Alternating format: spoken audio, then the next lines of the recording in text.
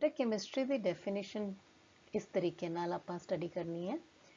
Chemistry is the branch of science that deals with composition of matter, properties of matter and structure of matter. इस तो इलावा बेटा chemistry deal करती है with the relations between changes in composition and changes in energy. Chemistry दियां main branches हैं inorganic chemistry, organic chemistry, physical chemistry ते analytical chemistry. Carbon दी जिन्नी भी कंपाउंड्स हैं उन्हां सारियां दी स्टडी नूं आपां ऑर्गेनिक केमिस्ट्री च इंक्लूड करते हैं। कार्बन तो इलावा होर कोई भी एलिमेंट है 117 elements other than carbon and their compounds, they are studied in inorganic chemistry. Thirdly, there is a branch of chemistry known as physical chemistry which deals with all the laws and principles of chemical reactions. जिन्ने भी chemistry दे विच energy changes, light changes, electrical changes आपां study करनी है बेटा वो किहड़े-किहड़े laws और formulae उन्हां नूं govern करदे हैं वो सारियां दी study आपां physical chemistry च करदे हैं। Lastly, it is analytical chemistry. Analytical chemistry बेटे वो ब्रांच है केमिस्ट्री दी ਜਿਹੜੀ ਸਾਰੀਆਂ ਟੈਕਨੀਕਸ ਨੂੰ ਸਟੱਡੀ ਕਰਦੀ ਹੈ ਜੋ ਆਪਾਂ composition of matter find out ਕਰਨ ਦੇ ਲਈ ਯੂਜ਼ ਕਰਦੇ ਹਾਂ। ਇਸ ਤੋਂ ਇਲਾਵਾ ਕੈਮਿਸਟਰੀ ਦੀਆਂ ਕਾਫੀ ਬ੍ਰਾਂਚਸ हैं बेटा, ਜਿਵੇਂ ਬਾਇਓਕੈਮਿਸਟਰੀ ਹੋ ਗਈ, ਉਹ ਬਾਇਓਲੋਜੀਕਲ ਚੇਂਜਸ ਦੇ ਵਿੱਚ ਜਿੰਨੀਆਂ ਕੈਮੀਕਲ ਚੇਂਜਸ ਇਨਵੋਲਵਡ ਹੁੰਦੀਆਂ ਉਹਨਾਂ ਨੂੰ ਸਟੱਡੀ ਦੇ ਉਸ ਬ੍ਰਾਂਚ ਨੂੰ ਆਪਾਂ ਬਾਇਓਕੈਮਿਸਟਰੀ ਕਹਿੰਦੇ ਹਾਂ। बेटा जिथे भी मेजरमेंट्स इन्वॉल्व हैं उत्थे आपां कुछ physical properties, physical quantities study करते हैं। कॉमन फिजिकल प्रॉपर्टीज किहड़ियां-किहड़ियां है? Mass, length, time, temperature, density etcetera. इन्हां दे विचों जिहड़ियां फंडामेंटल फिजिकल क्वांटिटीज हैं ਉਹ 7 हैं। 7 ਦੇ ਵਿੱਚੋਂ 3 ਮੇਨਲੀ ਕਿਹੜੀਆਂ-ਕਿਹੜੀਆਂ? ਮਾਸ, ਲੈਂਥ, साइज भी इनू कह सकते हैं आप, ते टाइम। मास, साइज ते टाइम ये फंडामेंटल फिजिकल क्वांटिटीज हैं। इस तो इलावा amount of substance, time, electric current ते ल्यूमिनस इंटेंसिटी इन्हां नू भी आपां फंडामेंटल फिजिकल क्वांटिटीज कहते हैं। Now what is mass? Mass का मतलब हुंदा है बेटे कि किसी भी सबस्टांस दे विच कितना मैटर है, मैटर दी क्वांटिटी नू आपां मास कहने हैं। ते मास मैजर किहदे नाल करदे हां आपां? एनालिटिकल बैलेंस दे नाल। बेटा मास जिहड़ा है वो वेट नालों डिफरेंट हुंदा है। वेट दा फार्मूला हुंदा है mg। m stands for mass and g stands for acceleration due to gravity। second physical quantity is size। size दा मतलब हुंदा है बेटा जिवें आपां कपड़ा मैजर करदे हैं, कपड़े का साइज देखना है तो आप लेंथ की टर्म च करते हैं कि कपड़ा 5 मीटर 7 मीटर इस तरीके नाल आपां बाय करते हैं, खरीदते हैं। जे आपां फ्लोर की गल करते हैं, फ्लोर का साइज, फर्श, तो उत्थे आपां फ्लोर का एरिया मैजर करते हैं। तो यही किसी आपां कंटेनर की कैपेसिटी देखनी होंदी है तो आपां उनका वॉल्यूम कंपेयर करते हैं। सो इन द नट शैल चाहे लेंथ है, चाहे एरिया है, चाहे वॉल्यूम, एरिया स्क्वायर यूनिट्स होंगे लेंथ के, वॉल्यूम जिहड़े हैं वो लेंथ दे क्यूब यूनिट्स होंदे हैं। So basically this is the length. Third fundamental physical property is time. Time बेटा किसी भी प्रोसैस नूं होण दे लई कितना समा लग्या है उहनूं आपां टाइम कहने हैं। I am repeating my words कि फिजिकल क्वांटिटीज टोटल 7 हैं। इन्हां नूं आपां फिजिकल क्वांटिटीज फंडामेंटल क्वांटिटीज कहने हैं ते जिहड़े इन्हां दे यूनिट्स हैं उन्होंने आपां फंडामेंटल यूनिट्स कहने हैं। इस तो इलावा जिहड़ियां भी प्रॉपर्टीज जिस तरह इत्थे तुहानूं वॉल्यूम दस्सिया गया या डेंसिटी दसी गई है, ये क्वांटिटीज दे यूनिट जिहड़े हैं वो फंडामेंटल यूनिट्स तो कैलकुलेट किए जाते हैं, इस करके उन्होंने आपां डिराइव यूनिट्स भी कहने हैं। सो आपां पहला फंडामेंटल यूनिट्स रिवाइज करिए, दिमाग च इन्हां नूं बिठाना बहुत जरूरी है। मास जिहड़ा है वो किलोग्राम्स च मैजर किया जाता है। लेंथ के जिहड़े SI यूनिट्स हैं वो मीटर्स हैं। टेंपरेचर इज मैजर्ड इन कैल्विन जे आपां SI यूनिट्स की गल कर रहे हैं। ਜੇ ਅਮਾਉਂਟ ਆਫ ਸਬਸਟੈਂਸ ਦੀ ਗੱਲ ਕਰਦੇ ਹਾਂ ਵੀ ਕਿੰਨਾ ਸਬਸਟੈਂਸ ਲਿੱਤਾ ਹੈ ਤਾਂ ਉਹ ਆਪਾਂ ਮੋਲਸ 'ਚ ਮੈਜ਼ਰ ਕਰਦੇ ਹਾਂ। ਟਾਈਮ ਦਾ SI ਯੂਨਿਟ ਸੈਕਿੰਡ ਹੈ। ਇਹ ਯਾਦ ਰੱਖਣ ਵਾਲੀ ਗੱਲ ਹੈ ਬੇਟਾ। ਟਾਈਮ ਦੇ ਕਾਫੀ ਜ਼ਿਆਦਾ ਯੂਨਿਟਸ ਪੋਸੀਬਲ ਹੈ, ਤੁਹਾਨੂੰ ਸਾਰਿਆਂ ਨੂੰ ਪਤਾ ਹੈ। ਮਿੰਟ, ਆਰ, ਡੇਜ਼, ਈਅਰਸ, ਇਹ ਸਾਰੇ ਟਾਈਮ ਦੇ ਯੂਨਿਟਸ ਹੈ ਬੇਟਾ। ਪਰ ਜਿਹੜਾ SI ਯੂਨਿਟ ਹੈ ਟਾਈਮ ਦਾ ਉਹ ਸੈਕਿੰਡ ਹੈ। ਇਲੈਕਟ੍ਰਿਕ ਕਰੰਟ ਦਾ SI ਯੂਨਿਟ ਕਿਹੜਾ ਹੁੰਦਾ ਪੁੱਤਰ ਜੀ? This is ampere. Luminous intensity ਦਾ ਹੁੰਦਾ ਹੈ ਕੈਂਡਲਾ, ਔਰ ਇਹਨੂੰ ਆਪਾਂ CD ਦੇ ਨਾਲ ਐਬਰੀਵੀਏਟ ਕਰਦੇ ਹਾਂ। Now we will be discussing about the derived units. बेटे derived units ਕਿਹੜੇ ਹੁੰਦੇ ਆ?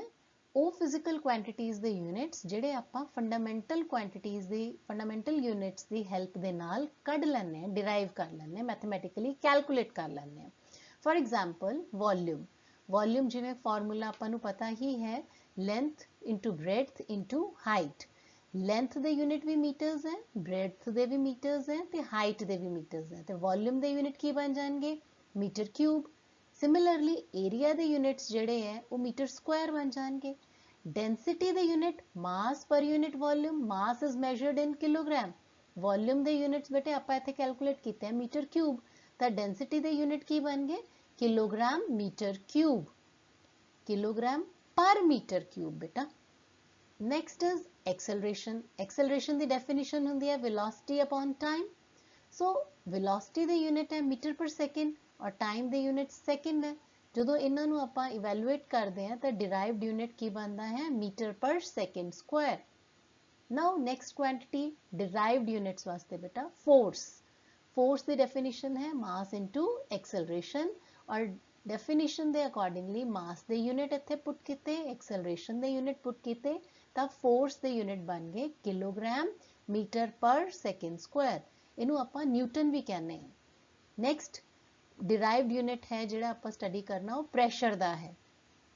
ਪ੍ਰੈਸ਼ਰ ਦੀ ਡੈਫੀਨੇਸ਼ਨ ਹੁੰਦੀ ਹੈ force per unit area. Force ਦੇ ਯੂਨਿਟ ਆਪਾਂ ਇੱਥੇ ਹੀ ਕੈਲਕੂਲੇਟ ਕੀਤੇ ਹੈ kilogram metre per second square, area ਦੇ ਯੂਨਿਟ ਮੀਟਰ ਸਕੁਆਇਰ, ਤੇ ਅਲਟੀਮੇਟਲੀ ਇਹ ਆਪਣੇ ਕੋਲੇ ਪ੍ਰੈਸ਼ਰ ਦੇ ਯੂਨਿਟਸ ਆ ਗਏ ਆ ਬੇਟਾ ਜੀ। ਔਰ ਪ੍ਰੈਸ਼ਰ ਦੇ ਯੂਨਿਟ ਜਿਹੜੇ ਆ ਆਪਾਂ ਪਾਸਕਲ ਵੀ ਕਹਿ ਦਿੰਦੇ ਆ। ਨੈਕਸਟ ਹੈ એનર્ਜੀ ਜਾਂ ਵਰਕ। ਦੋਨਾਂ ਦੀ ਇੱਕੋ ਸੇਮ ਹੀ ਯੂਨਿਟ ਹੁੰਦੇ ਹੈ, ਔਰ ਇਹਦੀ ਡੈਫੀਨੇਸ਼ਨ ਆਪਾਂ ਫੋਰਸ ਇਨਟੂ ਡਿਸਟੈਂਸ ਕਰਦੇ ਹਾਂ, ਤਾਂ ਆਪਣੇ ਕੋਲੇ kilogram metre square per second square, ਇਹਨੂੰ ਆਪਾਂ ਜਾਊਲ ਵੀ ਕਹਿੰਦੇ ਆ। ਇਲੈਕਟ੍ਰਿਕ ਚਾਰਜ ਦੇ ਕੀ ਯੂਨਿਟ ਹੋਣਗੇ ਬੇਟਾ? ਕਰੰਟ ਦੀ ਡੈਫੀਨੇਸ਼ਨ ਆਪਾਂ ਕਰਦੇ ਹਾਂ ਕਿ ਚਾਰਜ ਅਪਨ ਟਾਈਮ ਹੁੰਦਾ ਹੈ, ਸੋ ਚਾਰਜ ਦੀ ਡੈਫੀਨੇਸ਼ਨ ਕੀ ਬਣੇਗੀ? Current into time, ampere second, ਜਿਹਨੂੰ ਆਪਾਂ ਕੂਲਮ ਵੀ ਕਹਿ ਦਿੰਦੇ ਹਾਂ। Next is electric potential. Electric potential ਕੀ ਹੁੰਦਾ ਬੇਟਾ ਜੀ? ਕਿ ਕਿਸੇ ਚਾਰਜ ਨੂੰ ਇਨਫਿਨਿਟੀ ਤੋਂ ਕਿਸੇ ਪੁਆਇੰਟ ਤੇ ਲਿਆਉਣ ਦੇ ਲਈ ਜਿੰਨਾ ਵਰਕ ਡਨ ਹੁੰਦਾ ਹੈ, ਜਿੰਨੀ એનર્ਜੀ ਚੇਂਜ ਆਉਂਦੀ ਹੈ, ਉਹਨੂੰ ਆਪਾਂ ਕਹਿੰਦੇ ਹਾਂ એનર્ਜੀ ਪਰ ਯੂਨਿਟ ਚਾਰਜ ਨੂੰ ਇਲੈਕਟ੍ਰਿਕ ਪੋਟੈਂਸ਼ੀਅਲ। ਸੋ ਯੂਨਿਟਸ ਬੇਟੇ ਪੁੱਟ ਕਰਕੇ એનર્ਜੀ ਦੇ ਔਰ ਚਾਰਜ ਦੇ ਆਪਾਂ ਜਦੋਂ ਪੁੱਟ ਕਰਦੇ ਹਾਂ ਤਾਂ ਆਪਣੇ ਕੋਲੇ it becomes equal to volt. ਹੁਣ ਇਹਨਾਂ ਸਾਰੇ ਡਿਰਾਈਵਡ ਯੂਨਿਟਸ ਨੂੰ ਇਸ ਟੇਬਲ ਦੀ ਫਾਰਮ ਦੇ ਵਿੱਚ ਇੱਥੇ ਸਮਰਾਈਜ਼ ਕੀਤਾ ਗਿਆ ਹੈ। ਇਟ ਇਜ਼ ਵੈਰੀ ਇੰਪੋਰਟੈਂਟ ਕਿ ਆਪਾਂ ਨੂੰ ਸਿਰਫ ਇਹ ਪਤਾ ਹੋਵੇ ਕਿ ਜਾਊਲ ਦੀ ਡੈਫੀਨੇਸ਼ਨ, ਮਤਲਬ ਜਾਊਲ ਨੂੰ ਸਿੰਬੋਲਿਕਲੀ ਜੇ ਆਪਾਂ ਲਿਖਣਾ ਹੋਵੇ ਤਾਂ kilogram metre square per second square ਹੋਏਗਾ। ਸਿਮਿਲਰਲੀ ਨਿਊਟਨ ਜਾਂ ਪਾਸਕਲ ਜਾਂ ਕੂਲਮ ਦਾ ਕੀ ਮਤਲਬ ਹੈ? SI ਯੂਨਿਟ ਦਾ ਤੁਹਾਡੇ ਦਿਮਾਗ ਦੇ ਵਿੱਚ ਹੋਣਾ, ਮੈਮੋਰਾਈਜ਼ ਕਰਨਾ ਬਹੁਤ ਬਹੁਤ ਇੰਪੋਰਟੈਂਟ ਹੈ। Let us again revise. Energy का यूनिट है जाउल, फोर्स का यूनिट है Newton, frequency is measured in hertz, pressure is measured in pascals, electrical charge is measured in coulombs. बेटा इन्हां नू डिफाइन करना आना, मतलब इन्हां दे यूनिट्स नू डिराइव करना आना भी equally important है। बेटे ਹੁਣ ਜਿੰਨੇ ਵੀ ਆਪਾਂ ਯੂਨਿਟ ਸਟੱਡੀ ਕੀਤੇ ਹੈ, ਇਹਨਾਂ ਦੇ ਅੱਗੇ ਆਪਾਂ ਕਈ ਵਾਰੀ ਪ੍ਰੀਫਿਕਸ, ਜਿਹਨੂੰ ਆਪਾਂ ਪੰਜਾਬੀ ਚ ਅਗੇਤਰ ਕਹਿ ਦਿੰਦੇ ਹਾਂ, ਪ੍ਰੀਫਿਕਸ ਲਗਾ ਦਿੱਤਾ ਜਾਂਦਾ ਹੈ। ਜਿਵੇਂ ਤੁਸੀਂ ਸਾਰਿਆਂ ਨੇ ਪੁੱਤਰ ਸੁਣਿਆ ਹੋਣਾ, ਮੀਟਰ ਦੇ ਅੱਗੇ ਆਪਾਂ ਕਿਲੋ ਲਗਾ ਦਿੰਦੇ ਹਾਂ, ਇਟ ਬਿਕਮਸ ਕਿਲੋਮੀਟਰ। ਕਿਲੋਮੀਟਰ ਦਾ ਕੀ ਮਤਲਬ ਹੁੰਦਾ ਹੈ? ਸਾਰੇ ਬੱਚਿਆਂ ਨੂੰ ਪਤਾ ਹੈ ਕਿ 1 ਕਿਲੋਮੀਟਰ ਦੇ ਵਿੱਚ 1000 ਮੀਟਰਸ ਹੁੰਦੇ ਆ। ਸੋ ਜਿਹੜਾ ਕਿਲੋ ਵਰਡ ਹੈ ਕਿਤੇ ਵੀ ਜੇ ਲੀਟਰ ਦੇ ਅੱਗੇ ਲਗਾ ਦਾਂਗੇ ਤਾਂ it will mean kilo litre ਦਾ ਮਤਲਬ ਕੀ ਹੋਏਗਾ 10 raised to power 3 ਲੀਟਰਸ। ਜੇ ਹੈਕਟੋ ਵਰਡ ਲਗਾ ਦਿੱਤਾ ਆਪਾਂ ਤਾਂ ਉਹਦਾ ਮਤਲਬ ਹੋਏਗਾ 100। ਹੈਕਟੋਮੀਟਰ ਦਾ ਮਤਲਬ ਬਣਿਆ 100 ਮੀਟਰਸ। ਡੈਕਾਮੀਟਰ ਦਾ ਮਤਲਬ ਕੀ ਬਣਿਆ 1 ਡੈਕਾਮੀਟਰ ਇਜ਼ ਇਕੁਅਲ ਟੂ 10 ਮੀਟਰਸ। ਇਹ ਪ੍ਰੀਫਿਕਸਸ ਜਿਹੜੇ ਹੈ ਬੇਟੇ ਇਹ ਇੱਕ ਡੈਫੀਨਿਟ ਵੈਲਿਊ ਨਾਲ ਅਸਾਈਨਡ ਹੁੰਦੇ ਹੈ ਤੇ ਆਪਾਂ ਇਹਨਾਂ ਪ੍ਰੀਫਿਕਸਸ ਨੂੰ ਲਰਨ ਕਰਨਾ ਹੈ। ਆਈ ਐਮ ਜਸਟ ਸਪੀਕਿੰਗ, ਇੱਕ ਵਾਰੀ ਬੋਲ ਕੇ ਤੁਹਾਨੂੰ ਮੈਂ ਇਹ ਯੂਨਿਟਸ ਪ੍ਰੀਫਿਕਸਸ ਦੇ ਨਾਮ ਤੁਹਾਨੂੰ ਦੱਸ ਰਹੀ ਹਾਂ। 10 raised to power 24 stands for iota, 10 raised to power 21 stands for zeta, 10 raised to power 18 stands for exa, 10 raised to power 15 stands for peta, 10 raised to power 12 stands for tera, 10 raised to power 9 stands for giga। ਤੁਸੀਂ ਬੇਟਾ ਇਹ 10 raised to power 6 mega ਤੁਸੀਂ ਸੁਣਿਆ ਹੋਣਾ ਜਿਸ ਤਰ੍ਹਾਂ ਮੈਗਾਬਾਈਟਸ, gigabytes, ਟੈਰਾਬਾਈਟਸ। ਬੱਚੇ RAM discuss ਕਰਦੇ ਹੈ ਕਿੰਨੇ MB ਦੀ ਹੈ, ਕਿੰਨੇ GB ਦੀ ਹੈ ਜਾਂ ਕਿੰਨੇ TB ਦੀ ਹੈ। ਤਾਂ ਹੁਣ ਤੁਹਾਡੇ ਦਿਮਾਗ 'ਚ ਇਹ ਵਰਡਸ ਆ ਜਾਣੇ ਚਾਹੀਦੇ ਆ। ਟੈਰਾਬਾਈਟ ਦਾ ਮਤਲਬ ਹੈ 10 raised to power 12 bytes. 1 gigabyte ਦਾ ਮਤਲਬ ਹੈ 10 raised to power 9 bytes. So similarly I have already read kilo, hecto and deca. ਹੁਣ ਜੇ ਕਿਸੇ ਯੂਨਿਟ ਦਾ ਆਪਾਂ ਬੇਟੇ 10ਵਾਂ ਹਿੱਸਾ ਕਰ ਰਹੇ ਹਾਂ 1/10 ਤਾਂ ਪ੍ਰੀਫਿਕਸ ਇਸਤੇਮਾਲ ਹੋਏਗਾ ਡੈਸੀ।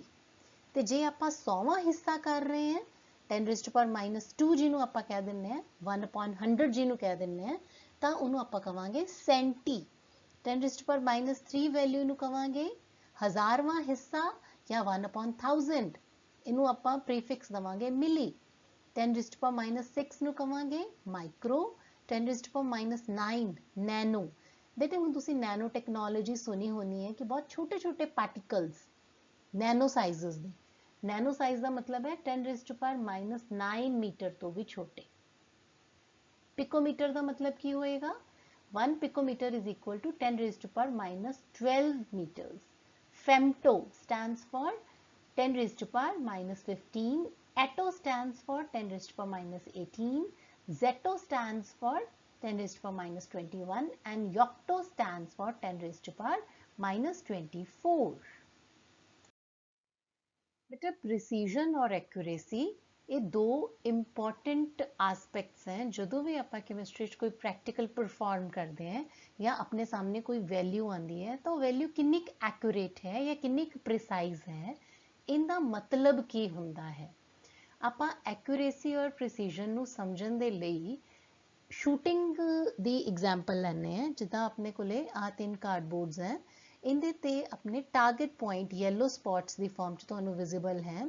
ते जे कोई स्टूडेंट इस टारगेट पॉइंट ते हिट करना चाहता है ते वो टारगेट पॉइंट ते ही हिट कर रहा है, उन्होंने आपां कहांगे एक्यूरेट।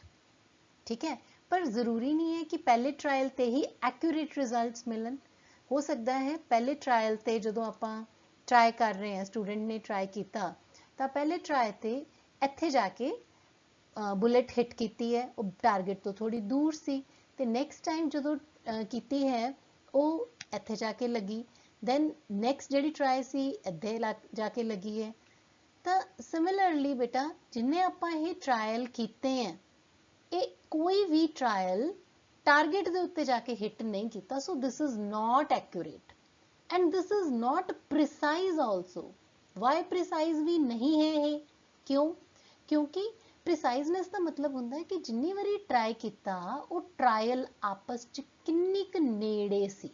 जिवें आपां प्रिसाइजली समझना है प्रिसाइजनेस नूं तां देखो इत्थे जदों ट्राई किया गया पहला ट्रायल, दूजा ट्रायल, तीजा, चौथा, पंजवां, ये तुसी अंडरस्टैंड करते हो इत्थों दी कि ये जिन्नी बारी भी ट्राई होए है सारे ट्रायल्स दे आपस च डिफरेंस बहुत घट सी, चाहे एक्यूरेट नहीं सी क्योंकि टारगेट ते हिट नहीं किया।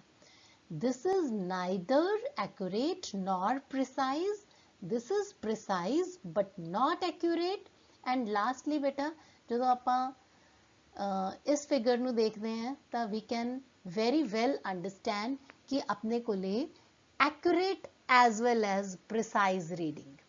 हुण तुसीं ये चीज़ समझ लो कि कोई भी अपनी मेजरमेंट है वो किन्नी क खरी है, किन्नी क एक्यूरेट है, इनका मतलब ये हुंदा है कि जो असल वैल्यू है उनदे नाल साडी एक्सपैरीमेंटल वैल्यू किन्नी क डिफरेंट है या किन्नी क मैच कर रही है, उन्होंने असीं कवांगे एक्यूरेट। जे साडा डिफरेंस थोड़ा है तो इहदा मतलब साडी वैल्यू बहुत ज़्यादा एक्यूरेट है। और प्रिसाइजनेस का की मतलब है कि जिन्नी बारी भी आप ट्रायल कर रहे हैं वो जिहड़ी साडी ट्रायल आपसी डिफरेंसिस किन्ने ते खड़े हैं, जिन्ना घट डिफरेंस होएगा ट्रायल्स दे विचकार उन्होंने आपां कवांगे उन्ना ही ज़्यादा precise. Precision is the difference between a measured value and the arithmetic mean value for series of experiments, measurements। हुण बेटा एक metal piece है जिंदा weight आपां नूं पता है 0.52 ग्राम है ते स्टूडेंट 3 A B C वो तीन measurements ले रहे हैं। स्टूडेंट A दियां वैल्यूज़ ध्यान नाल देखो 0.521, 0.515, 0.509 इन्हां तिन्नां दा मीन वैल्यू कितनी आई है 0.515। 0.515 असल वैल्यू दे नालों एक्सपेरिमेंटल वैल्यू है 0.515 असल वैल्यू दे नालों डिफरेंट होने करके आपां ये कह सकते हैं कि स्टूडेंट ए ने एक्यूरेटली नहीं किया। और जिहड़ियां इहदियां इंडिविजुअल ट्रायल सी मेजरमेंट सीगियां वो भी कुछ मिलदियां जुलदियां नहीं है, उन्हां च भी डिफरेंस ज़्यादा है। सो स्टूडेंट ए दा किया गया काम neither precise nor accurate. Student B दा काम देखो 0.516 ते 0.515, 0.514 ये वैल्यूज कंपैरेटिवली आपस च मिलदियां जुलदियां हैं, नेड़े तेड़े हैं, इन्हां च डिफरेंस घट है। और 0.515 इन्हां दी मीन वैल्यू बनी तो ऑब्वियसली आपां इहनूं कवांगे स्टूडेंट बी ने प्रिसाइजली काम किया है बट नॉट एक्यूरेटली। हुण स्टूडेंट सी की गल करिए जिन्हें 0.521, 0.520 ते 0.520 दियां तीन वैल्यूज आईयां, इन्हां दा अरिथमैटिक मीन 0.520 है जो कि अपनी एक्सपेरीमेंटल वैल्यू ट्रू वैल्यू दे नाल मैच कर रही है, बिल्कुल डिफरेंट नहीं है। सो स्टूडेंट सी ने एक्यूरेटली काम किया है, इन्दियां तीनों मेजरमेंट्स च डिफरेंस बहुत घट है। स्टूडेंट सी दा काम आपां कवांगे it's precise as well as it's accurate. Accuracy और प्रिसीजन ਨੂੰ ਸਮਝਣ ਦੇ ਬਾਅਦ ਜਦੋਂ ਆਪਾਂ ਆਪਣੇ ਕਿਸੇ ਵੀ ਫਾਈਨਲ ਮੈਜ਼ਰਮੈਂਟ ਨੂੰ ਐਕਸਪ੍ਰੈਸ ਕਰਨਾ ਹੈ, ਜਿਵੇਂ ਆਪਾਂ ਕਹਿੰਦੇ ਆ ਨਾ ਕਿ ਸਵਾਲ ਕੱਢ ਲਿਆ ਹੁਣ ਆਪਾਂ ਆਨਸਰ ਲਿਖਣਾ ਹੈ, ਤਾਂ ਉਸ ਆਨਸਰ ਨੂੰ ਲਿਖਣ ਦਾ ਵੀ ਇੱਕ ਢੰਗ ਹੁੰਦਾ ਹੈ, ਇੱਕ ਤਰੀਕਾ ਹੁੰਦਾ ਹੈ ਜਿਹਨੂੰ ਆਪਾਂ ਸਾਇੰਟਿਫਿਕ ਨੋਟੇਸ਼ਨ ਕਹਿੰਦੇ ਆ ਜਾਂ ਐਕਸਪੋਨੈਂਸ਼ੀਅਲ ਨੋਟੇਸ਼ਨ ਕਹਿੰਦੇ ਆ। ਕਾਮਨ ਲੈਂਗੁਏਜ 'ਚ ਆਪਾਂ ਗੱਲ ਕਹੀਏ ਵੀ 10 ਦੀ ਪਾਵਰ ਦੀ ਸ਼ਕਲ ਦੇ ਵਿੱਚ ਆਪਾਂ ਉਹਨੂੰ ਲਿਖਣਾ ਹੈ। अपना आंसर जिहड़ा है जिन्नी मर्जी वैल्यू होवे बेटे जे आपां उहनूं n इंटू 10⁻n की शक्ल च लिखते हैं, इस फॉर्मेट च लिखते हैं, तो उहनूं आपां कवांगे साइंटिफिक नोटेशन। साइंटिफिक नोटेशन दे विच जिहड़ी कैपिटल n है इनदी वैल्यू 1 तो लैके 9.999 तक ही हुंदी है ते उस अंक नूं मल्टीप्लाई या डिवाइड कर दिता जाता है बाय 10 टाइम्स। हुण आपां इहदी एग्जाम्पल समझते हैं, मतलब एक किवें आपां इहनूं लिखांगे, आपां इहदी एग्जाम्पल समझते हैं। जिवें अपने कोले एक नंबर है 138.42, आपां इहनूं साइंटिफिक नोटेशन च लिखना है तो आपां 138.42 नूं 1.3842 लिखांगे, ठीक है। हुण जे 0.00013842 है तो इनू भी आपां 1.3842 मल्टीप्लाइड बाय 10⁻², ते इत्थे मल्टीप्लाइड बाय 10⁻⁻4। आपां नूं ये किद्दां पता लग्या भी 10⁻² या -4 ये किन्ना आऊगा, 10 पावर किन्नी बनूगी। लेट अस सी। हुण देखदे हां आपां जे कोई नंबर जिन्हों आपां ट्रांसफॉर्म करना है, बदलना है, साइंटिफिक नोटेशन दे विच लिखना है, जे वो नंबर 9.9 तो बड़ा है, जिवें 138.42, 1395.2, 21.654, ये जिहड़े सारे नंबर है बेटे ये 9.9 तो बड़े हैं। जे कोई इस तरह का नंबर है जिहड़ा 9 तो वड्डा है तो उन्होंने भी आपां साइंटिफिक नोटेशन च लिख सकते हैं। इहदे विच की होएगा कि आपां सिर्फ शुरू वाला एक नॉन जीरो डिजिट लैना है ते डेसिमल उत्थे लै जाना है। हुण डेसिमल 138.42 आपां डेसिमल इत्थों दी चक के 1 दे बाहर लेके जाना है। मतलब आपां दो डेसिमल प्लेसिस जिहड़े है खब्बे वाल नूं लैफ्ट वाल नूं मूव कीते। जदों लैफ्ट वाल नूं जिन्ने प्लेसिस मूव करांगे उहनूं आपां 10 दी पावर बना देना है। हुण इत्थे देखो 1395.2 आपां पॉइंट नूं इत्थों 3 प्लेसिस चक के 1.3 ते लै जाना। 3 प्लेसिस चक के आपां लैफ्ट वाल नूं, इसलिए 10 रेज़ टू पावर 3 21.6 है। हुण आपां एक प्लेस ही चक के लेके जावांगे डेसिमल नूं लैफ्ट वाली साइड ते, तां value becomes 2.1654 into 10 raise to power 1। हुण जे कोई नंबर है जिहड़ा 1 तो भी छोटा है, जिवें 0.00013, 0.00549, 0.1641, ये सारे नंबर 1 तो छोटे हैं। हुण इहदे लई आपां नूं जिहड़ा भी पहला नॉन जीरो डिजिट है उत्थे डेसिमल लेके जावांगे उसदे बाद।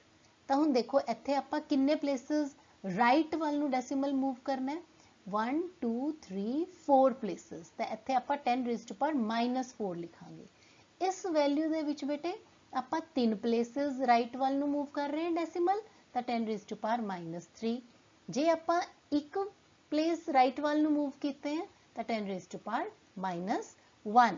इस तरीके दे नाल बेटे आपां कोई भी नंबर चाहे 1 तो छोटा है ते चाहे 9.999 तो बड़ा है, आपां उहनूं साइंटिफिक नोटेशन यानी कि n into 10 raise to power n format दे विच लिख सकते हैं।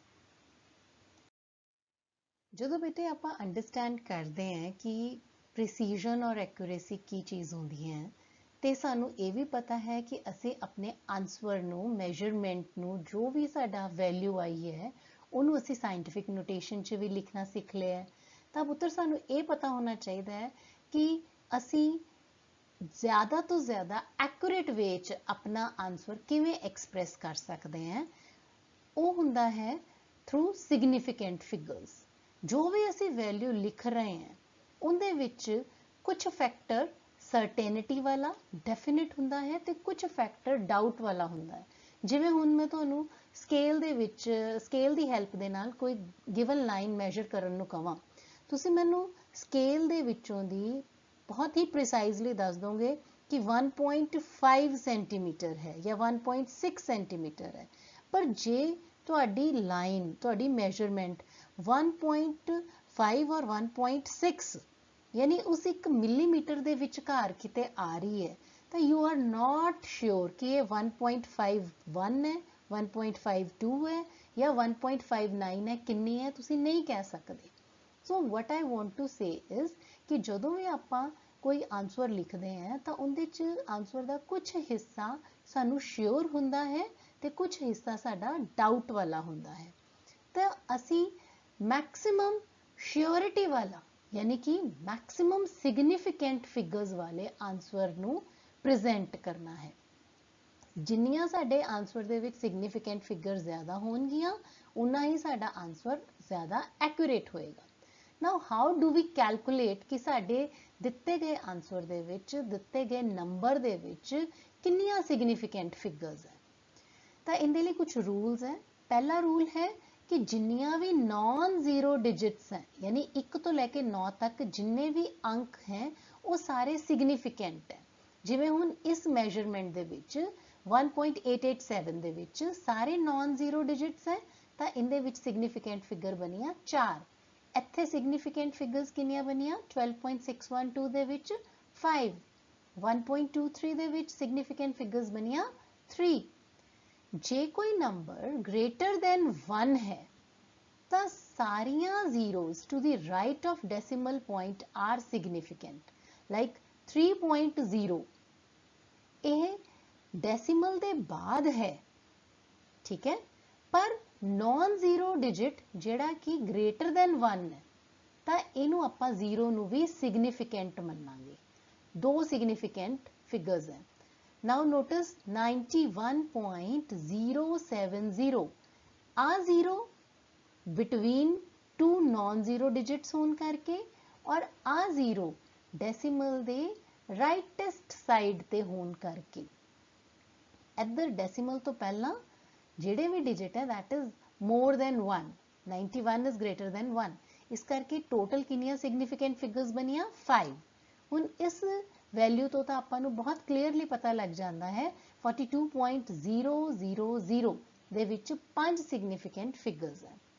हुण जे कोई नंबर लैस दैन 1 है तो इस डेसीमल दे जिन्ने भी लैफ्ट साइड ते जीरोज होंगे वो नॉन सिग्निफिकेंट होंगे ते डेसीमल दे जिहड़े राइट साइड ते जीरोज हैं वही केवल सिग्निफिकेंट होंगे।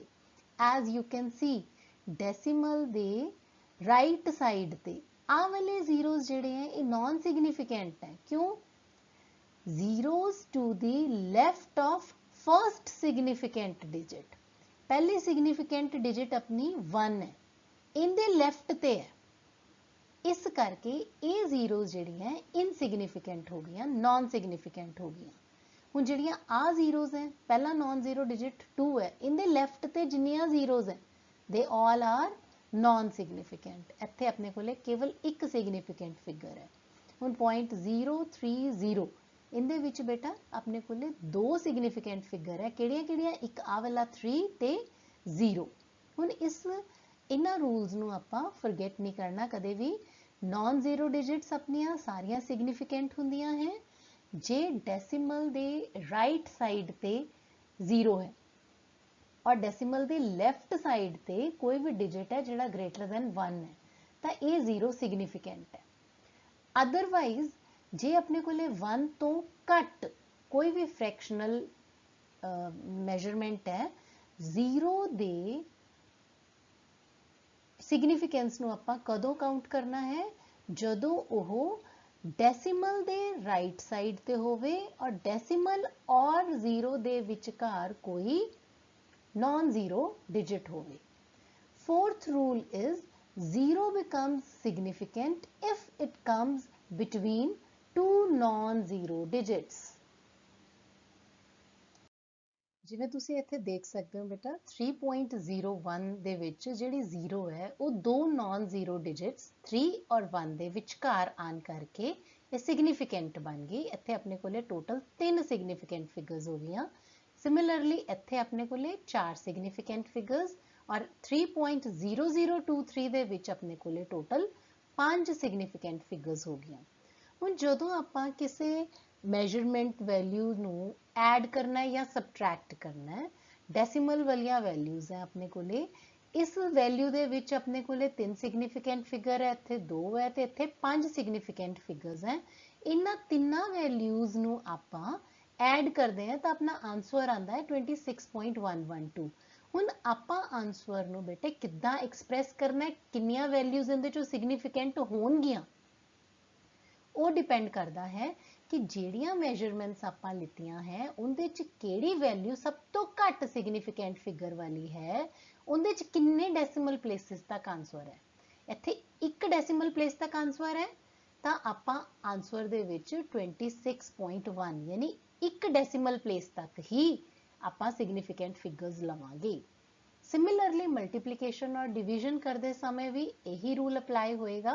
जे ਆਪਾਂ टर्म 3.376 ਨੂੰ 1.25 ਨਾਲ मल्टीप्लाई करते हैं तो आंसर अपने को बहुत बड़ा आएगा। इहदे च सिग्निफिकेंट फिगर्स कितनी है 4, इहदे च कितनी है 3, जिंदे च सिग्निफिकेंट फिगर्स घट है वो किन्ने डेसीमल प्लेस तक है, वो 2 डेसीमल प्लेस तक है। इस करके अपने आंसर दे विच भी आपां 2 डेसीमल प्लेस तक ही आंसर नूं एक्सप्रैस करांगे। लास्ट रूल जो सिग्निफिकेंट फिगर्स की गल होंदी है that rule is about round of. जो किसी नंबर नूं आपां राउंड ऑफ करना है, जिन्हों आपां कह दिंदे हैं भी पूरा पूरा या उक्का पुक्का नेड़े तेड़े दी राउंड ऑफ फिगर करके दसदे हैं, उनके कुछ रूल्स होंदे हैं बेटा। ਆਪਾਂ ਸਾਰਿਆਂ ਨੂੰ ਇਹ ਚੀਜ਼ ਛੋਟੀਆਂ ਕਲਾਸਿਸ 'ਚ ਪੜ੍ਹੇ ਹੋਣ ਕਰਕੇ ਆਈਡੀਆ ਹੈ ਕਿ ਜੇ ਆਪਾਂ 12.6 ਵੈਲਿਊ ਲਿਖੀ ਹੋਈ ਹੈ ਜਾਂ 12.9 ਲਿਖੀ ਹੈ ਤਾਂ ਆਪਾਂ ਇੱਕ ਨੰਬਰ ਇੱਥੇ ਐਡ ਕਰ ਦਿੰਨੇ ਆ, 12 ਦਾ ਬਣ ਜਾਏਗਾ 13, ਬਸ਼ਰਤੇ ਡੈਸੀਮਲ ਦੇ ਬਾਅਦ ਵਾਲਾ digit should be greater than 5। ਤੇ ਜੇ ਡੈਸੀਮਲ ਦੇ ਬਾਅਦ ਵਾਲਾ ਡਿਜਿਟ ਇਜ਼ ਲੈਸ ਦੈਨ 5 ਤਾਂ ਆਪਾਂ ਉਸ ਡਿਜਿਟ ਨੂੰ ਡ੍ਰੌਪ ਕਰ ਦਿੰਦੇ ਹਾਂ। 12.4 ਨੂੰ ਰਾਉਂਡ ਆਫ ਕਰਕੇ 12 ਬਣਾ ਦਾਂਗੇ ਆਪਾਂ। ਠੀਕ ਹੈ। ਹੁਣ ਇੱਕ ਚੀਜ਼ ਬਹੁਤ ਸਮਝਣ ਵਾਲੀ ਹੈ ਕਿ ਜੇ ਆਪਣੇ ਕੋਲੇ ਡੈਸੀਮਲ ਦੇ ਬਾਅਦ 0.5 ਹੈ ਤਾਂ ਆਪਾਂ ਉਹਨੂੰ ਕਿੱਦਾਂ ਰਾਉਂਡ ਆਫ ਕਰਾਂਗੇ। ਜਿਵੇਂ 11.5 ਨੂੰ ਰਾਉਂਡ ਆਫ ਕਰਤਾ 12, ਠੀਕ ਹੈ, ਤੇ 12.5 ਨੂੰ ਵੀ ਰਾਉਂਡ ਆਫ ਕਰਕੇ ਲਿਖਤਾ 12। ਵਾਈ 12.5 ਦਾ 13 ਕਿਉਂ ਨਹੀਂ ਬਣਾਇਆ ਆਪਾਂ। ਇੱਥੇ ਸੁਣਨ ਵਾਲੀ ਗੱਲ ਹੈ, ਸਮਝਣ ਵਾਲੀ ਗੱਲ ਹੈ ਕਿ ਜੇ 0.5 ਤੋਂ ਪਹਿਲਾ ਡਿਜਿਟ, ਡੈਸੀਮਲ ਤੋਂ ਪਹਿਲਾਂ ਵਾਲਾ ਡਿਜਿਟ ਜੇ ਇਹ ਔਡ ਹੈ ਤਾਂ ਆਪਾਂ ਇਹਦੇ ਵਿੱਚ +1 ਕਰਨਾ ਹੈ, ਪਰ ਜੇ ਇਹ ਈਵਨ ਹੈ ਤਾਂ 0.5 ਨੂੰ ਐਵੇਂ ਹੀ ਡ੍ਰੌਪ ਕਰ ਦੇਣਾ। 11.5 ਦੇ ਵਿੱਚ ਜਿਹੜਾ ਡੈਸੀਮਲ ਤੋਂ ਪਹਿਲਾਂ 1 ਹੈ that is odd, ਇਸ ਕਰਕੇ ਆਪਾਂ 11 ਤੋਂ ਨੈਕਸਟ ਨੰਬਰ 12 ਲੈ ਲਿਆ।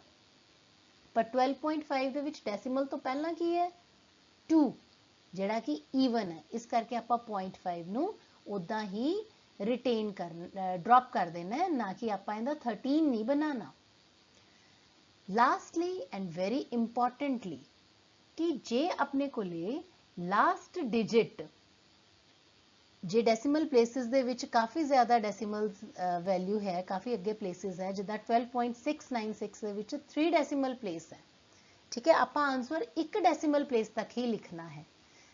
ਜਿਹੜਾ ਸੈਕਿੰਡ ਡੈਸੀਮਲ ਪਲੇਸ ਹੈ if that is greater than 5.696 ਆਪਾਂ ਇੱਕ ਡੈਸੀਮਲ ਪਲੇਸ ਤੱਕ ਆਨਸਰ ਕਰਨਾ ਹੈ।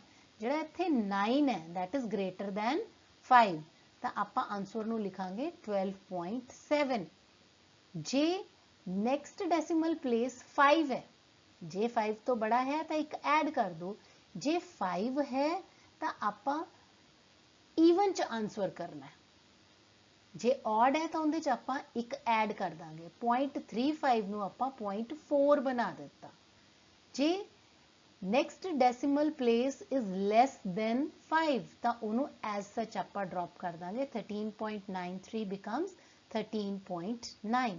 ਬੇਟੇ ਇਹ ਸਾਰੇ ਰੂਲਸ ਜਿਹੜੇ ਹੈ ਸਿਗਨੀਫੀਕੈਂਟ ਫਿਗਰਸ ਦੀ ਕੈਲਕੂਲੇਸ਼ਨ, ਕਿ ਆਪਾਂ ਜਦੋਂ ਐਕਸਪ੍ਰੈਸ ਕਰਨਾ ਹੈ ਸਿਗਨੀਫੀਕੈਂਟ ਫਿਗਰਸ ਦਾ ਧਿਆਨ ਰੱਖ ਕੇ ਹੀ ਆਨਸਰ ਨੂੰ ਐਕਸਪ੍ਰੈਸ ਕਰਨਾ ਹੈ। ਹਾਂਜੀ ਬੇਟਾ, ਛੋਟੀਆਂ ਕਲਾਸਿਸ 'ਚ ਆਪਾਂ ਪੜ੍ਹਿਆ ਹੈ ਕਿ ਮੈਟਰ ਕੀ ਹੁੰਦਾ ਹੈ। ਕੋਈ ਵੀ ਸਬਸਟੈਂਸ ਜਿਹਦਾ ਮਾਸ ਹੈ ਔਰ ਜਿਹੜਾ ਜਗ੍ਹਾ ਘੇਰਦਾ ਹੈ ਉਹਨੂੰ ਆਪਾਂ ਕਹਿੰਦੇ ਆ ਮੈਟਰ। ਮੈਟਰ ਦੀ ਜਿਹੜੀ ਕਲਾਸੀਫਿਕੇਸ਼ਨ ਹੈ ਉਹ ਦੋ ਤਰੀਕੇ ਨਾਲ ਹੋ ਸਕਦੀ ਹੈ। ਪਹਿਲੀ ਹੈ ਔਨ ਦਾ ਬੇਸਿਸ ਆਫ ਫਿਜ਼ੀਕਲ ਬਿਹੇਵੀਅਰ ਔਰ ਦੂਸਰੀ ਹੈ ਔਨ ਦਾ basis of chemical behaviour. Physical behaviour ਦੇ ਬੇਸਿਸ ਤੇ ਬੇਟੇ ਮੈਟਰ ਦੀਆਂ 3 ਸਟੇਟਸ ਹੈ, ਜਿਨ੍ਹਾਂ ਨੂੰ ਆਪਾਂ ਸੋਲਿਡ, ਲਿਕੁਇਡ, ਗੈਸਿਸ ਦੇ ਨਾਮ ਦੇ ਨਾਲ ਛੋਟੀਆਂ ਕਲਾਸਿਸ 'ਚ ਵੀ ਪੜ੍ਹਿਆ ਹੋਇਆ ਹੈ। ਤੇ ਇਸ ਤੋਂ ਇਲਾਵਾ ਕਈ ਨਵੀਆਂ ਸਟੇਟਸ ਆਫ ਮੈਟਰ ਵੀ ਆਪਾਂ ਨੂੰ ਪਤਾ ਹੈ, ਜਿਵੇਂ ਬੋਸ, ਆਇਨਸਟਾਈਨ, ਕੰਡੈਂਸੇਟ ਤੇ ਪਲਾਜ਼ਮਾ। ਖੈਰ, ਫਿਜ਼ੀਕਲ ਕਲਾਸੀਫਿਕੇਸ਼ਨ ਆਫ ਮੈਟਰ ਦੇ ਵਿੱਚ ਸੋਲਿਡ, ਲਿਕੁਇਡ, ਗੈਸਿਸ ਸਟੇਟਸ ਦੇ ਵਿੱਚ ਡਿਫਰੈਂਸਿਸ ਆਪਾਂ ਨੂੰ ਕਲੀਅਰ ਹੋਣੇ ਚਾਹੀਦੇ ਆ ਪੁੱਤਰ। ਜਦੋਂ ਇੰਟਰਮੋਲੀਕੂਲਰ ਸਪੇਸਿਸ ਬਹੁਤ ਘੱਟ ਹੋਣ ਤੇ ਇੰਟਰਮੋਲੀਕੂਲਰ ਅਟਰੈਕਸ਼ਨਸ ਬਹੁਤ ਜ਼ਿਆਦਾ ਹੋਣ ਤਾਂ ਉਸ ਸਟੇਟ ਨੂੰ ਆਪਾਂ ਕਹਿੰਦੇ ਆ ਸੋਲਿਡ।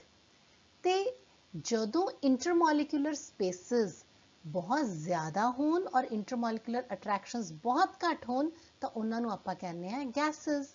ਤੇ ਜਦੋਂ ਇਹਨਾਂ ਦੋਨਾਂ ਐਕਸਟ੍ਰੀਮਸ ਦੇ ਵਿਚਕਾਰ ਦੀ ਕੰਡੀਸ਼ਨ ਹੁੰਦੀ ਹੈ ਤਾਂ ਉਹਨੂੰ ਆਪਾਂ ਕਹਿੰਦੇ ਆ ਲਿਕੁਇਡ ਸਟੇਟ। ਸੋਲਿਡਸ ਦੀ ਡੈਫੀਨਿਟ ਸ਼ੇਪ ਤੇ ਡੈਫੀਨਿਟ ਵੋਲਿਊਮ ਹੁੰਦਾ ਹੈ। ਲਿਕੁਇਡਸ ਦੇ ਲਈ ਆਪਣੇ ਕੋਲੇ ਡੈਫੀਨਿਟ ਵੋਲਿਊਮ ਹੁੰਦਾ ਹੈ ਪਰ ਡੈਫੀਨਿਟ ਸ਼ੇਪ ਨਹੀਂ ਹੁੰਦੀ। ਲਿਕੁਇਡਸ ਜਿਹੜੇ ਹੈ ਜਿਸ ਕੰਟੇਨਰ 'ਚ ਪਾਏ ਜਾਂਦੇ ਹੈ ਉਸੇ ਦੀ ਹੀ ਸ਼ੇਪ ਐਕਵਾਇਰ ਕਰ ਲੈਂਦੇ ਹੈ। ਗੈਸਿਸ ਦੇ ਵਿੱਚ ਬੇਟਾ ਜਿੰਨੀ ਜਗ੍ਹਾ ਇਹਨਾਂ ਨੂੰ ਮਿਲਦੀ ਹੈ ਇਹ ਉਨੀ ਘੇਰ ਲੈਂਦੇ ਹੈ। ਦੈਟ ਮੀਨਸ ਇਹਨਾਂ ਦਾ ਵੋਲਿਊਮ ਵੀ ਡੈਫੀਨਿਟ ਨਹੀਂ ਹੁੰਦਾ ਤੇ ਇਹਨਾਂ ਦੀ ਸ਼ੇਪ ਵੀ ਡੈਫੀਨਿਟ ਨਹੀਂ ਹੁੰਦੀ। ਨੈਕਸਟ ਜਿਹੜੀ ਆਪਾਂ ਕਲਾਸੀਫਿਕੇਸ਼ਨ ਮੈਟਰ ਦੀ ਕਰ ਸਕਦੇ ਹਾਂ ਉਹ ਹੈ ਔਨ ਦਾ basis of chemical behaviour. Chemically ਜਿਹੜਾ ਮੈਟਰ ਹੈ ਉਹ ਦੋ ਤਰ੍ਹਾਂ ਦਾ ਹੁੰਦਾ ਹੈ, ਜਾਂ ਤਾਂ ਪਿਓਰ ਸਬਸਟੈਂਸ ਹੋਏਗਾ ਜਾਂ ਮਿਕਸਚਰ ਹੋਏਗਾ। ਪਿਓਰ ਸਬਸਟੈਂਸ ਜਿਹੜੇ ਹੈ ਦੋ ਤਰ੍ਹਾਂ ਦੇ ਹੁੰਦੇ ਆ ਪੁੱਤਰ, ਜਾਂ ਐਲੀਮੈਂਟ ਜਾਂ ਕੰਪਾਊਂਡ। ਐਲੀਮੈਂਟ ਕੀ ਹੁੰਦੇ ਹੈ? एलीमेंट अजिहे प्योर सबसटेंस होंदे हैं जिन्हां च केवल एक ही तरह के एटम होणगे, जिवें आपां H2 O2 N2 S8 sulphur जिहड़ी है S8, फॉस्फोरस नूं आपां P4, इन्हां सारियां दे विच केवल एक तरह दे, जिवें P4 दे विच केवल फॉस्फोरस दे ही एटम्स हैं। इस तरह के प्योर सबसटेंस नूं जिंदे च केवल एक तरह के एटम होण उहनूं आपां कहने हैं एलीमेंट। कंपाउंड की हुंदे हैं बेटा जी, जदों दो अलग अलग एलीमेंट्स दे एटम्स जुड़न एक फिक्स्ड रेशो दे विच तां उहनूं आपां कहने हैं कंपाउंड। कंपाउंड भी बिल्कुल प्योर सबसटेंस हुंदा है बेटा, उहदे च जिहड़े एटम्स है वो कैमिकली जुड़ के मॉलिक्यूल बनाते हैं ते कंपाउंड च केवल एक ही तरह के मॉलिक्यूल्स होंदे हैं, इस करके कंपाउंड नूं प्योर सबसटेंस कहा जाता है। जिवें वाटर एक कंपाउंड है, उहदे च सारे मॉलिक्यूल वाटर दे यानी कि H2O होंगे। Now on the basis of chemical behavior, pure substances can be elements and compounds, whereas mixtures जिहड़े हैं वो दो तरह के हो सकते हैं, homogeneous and heterogeneous। मिक्सचर की हुंदा है बेटा, एक कॉम्बीनेशन हुंदा है एलीमेंट या कंपाउंड का किसी भी प्रपोर्शन दे विच, और ये इस तरीके नाल हुंदे हैं, कंबाइन करते हैं कि कंपोनेंट जिहड़े हैं वो अपनी आइडेंटिटी रिटेन करते हैं, they do not lose their identity. हुण बेटा जे पानी दे विच आपां शुगर घोलते हैं तो अपने कोले मिठा सोल्यूशन मिलेगा, तो जे आपां पानी दे विच नमक घोलते हैं तो अपने कोले नमकीन सोल्यूशन मिलेगा। क्यों? क्योंकि सोल्यूशन दे कंपोनेंट्स ने अपना अस्तित्व नहीं खोया, अपनी आइडेंटिटी लूज नहीं की, शुगर दी मिठास वाला गुण उन्हें रिटेन किया है, अपना बरकरार रखा है। मिक्सचर दो तरह के होंगे हैं। होमोजीनस मिक्सचर किहड़े होंगे हैं बेटा जी, जिंदे which through out the sample composition same होवे, वो मिक्सचर नूं आपां कहने हैं होमोजीनस मिक्सचर। हुण एक एग्जाम्पल के थ्रू आपां इहनूं समझते हैं। जे आपां एक गिलास पानी लैके उहदे च एक चम्मच चीनी पा दिता, चीनी बॉटम ते जाके सैटल हो गई, आपां उस गिलास के पानी नूं पीण लग गए, तो पहला सिप आपां नूं बिल्कुल फिक्का मिलेगा, तो लास्ट सिप जिहड़ा होगा उत्थे बहुत ज़्यादा मिठा होगा।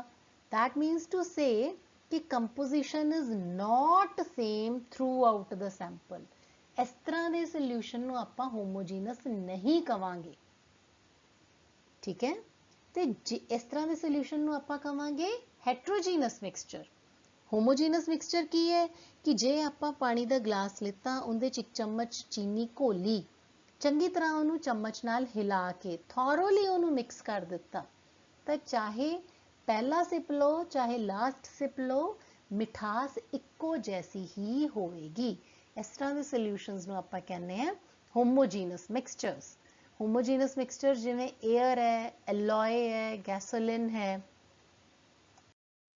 ते हैट्रोजीनस मिक्सचर दे विच बेटे जिहड़े कंपोनेंट है ना, वो ना तो प्रॉपरली मिक्सअप हुंदे हैं, ते उन्हां दे जिहड़े दो अलग अलग फेजेस आपां नूं दिखाई दिंदे हैं।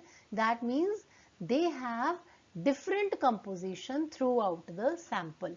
हुण जे आपां नमक और रेत नूं मिक्स कर दिए तो this can never be homogeneous, it will always be heterogeneous mixture. किते सॉल्ट की कंसनट्रेशन ज़्यादा होएगी तो किते सैंड की अमाउंट जिहड़ी है वो ज़्यादा होएगी।